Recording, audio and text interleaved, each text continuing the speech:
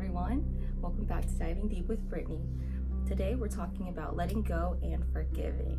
So last week we were talking about mirroring and reflecting, and this week I'm going to explain the downside in holding on to things and how you can get over it by living in the present moment.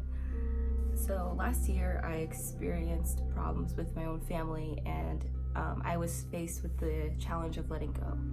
So I think the universe was testing me in how much I hold on to things.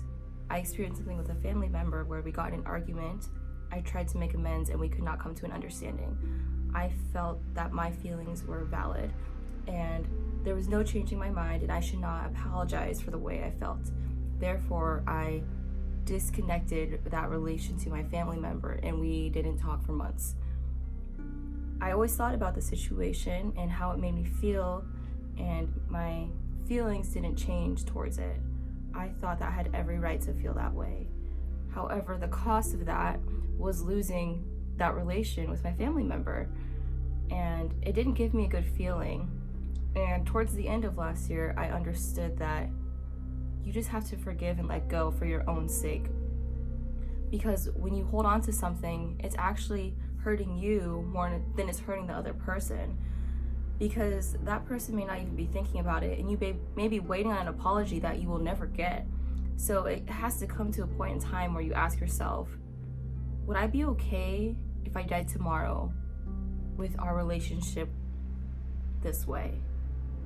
And that's a question I had to ask myself multiple times. And towards the end of the year, I finally realized that I would not be okay if my life ended tomorrow and I wasn't close or okay or on good terms with this family member. So by making amends, I forgave them in my heart.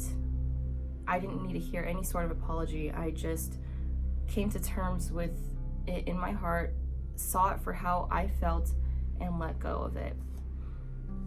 So if you ever find yourself having a hard time letting go of something that happened in the past, I recommend evaluating how you're feeling in the moment and ask yourself, am I okay with this if I died tomorrow? Would I be okay with how things ended? And if the answer is yes, then you're doing the right thing. But if the answer is no, you might want to ask yourself, how can I change this or make amends or come to peace with this without causing any more conflict? When we're holding on to things from the past, it's just giving us more weight to carry, more tension, more stress that we're storing in our body and carrying with us throughout our lifetime.